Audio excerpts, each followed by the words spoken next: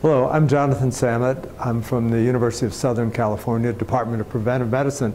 I'm here at NPAM to participate in the opening ceremony talking about the 50th anniversary report of the U.S. Surgeon General on smoking and health. This is a landmark report marking 50 years since the first report was released, obviously in 1964.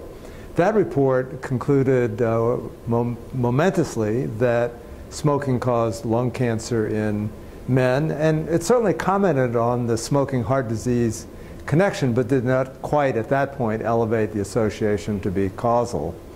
The report also noted that smoking killed people. All-cause mortality was increased in those who smoked compared with those who did not.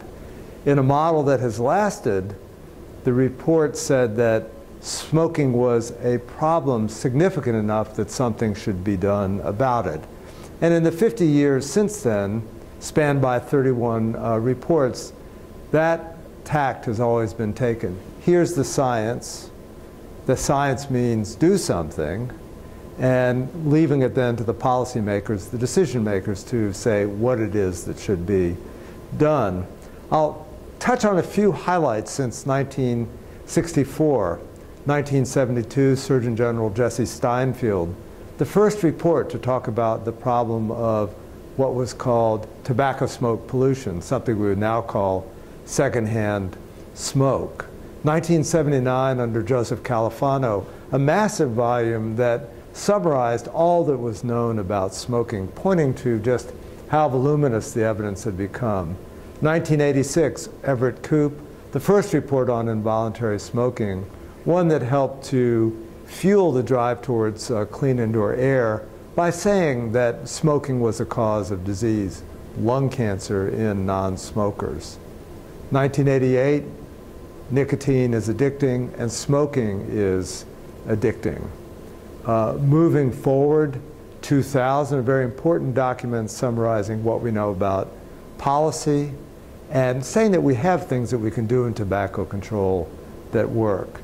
2004, an updating of the effects of active smoking, the list just getting longer. 2006, really a report saying that the debate is over on secondhand smoke, and again listing a large number of problems and diseases caused by secondhand smoke exposure.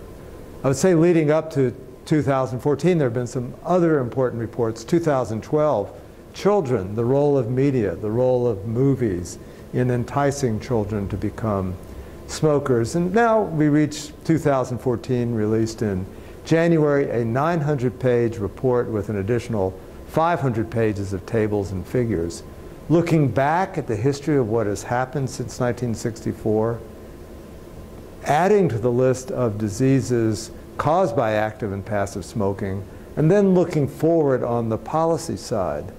The important messages there are that we have good tools. We have many things that we can do, but we're not using them as effectively. But then it's sort of a time where we're talking about game changers, moving towards what people would like to think of as the end game. Clearly, we don't want people to be using combustible cigarettes.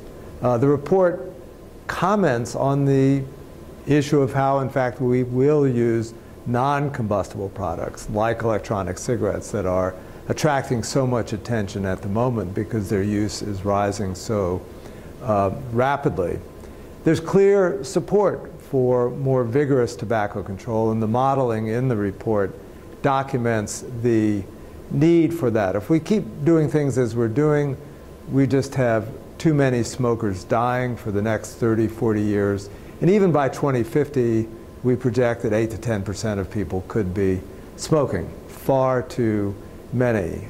At the press conference, we had Secretary Sebelius, the Assistant Secretary of Health, Howard Koh, Dr. Tom Frieden, Director of the CDC, and of course the Surgeon General, the Interim Surgeon General, Boris Lushniak, all stating the case and the intent to have reinvigorated tobacco control. So I think with the foundation offered by these reports, the new momentum from the 50th report, I think this is really a critical moment to join together and try and end this epidemic as quickly as we can.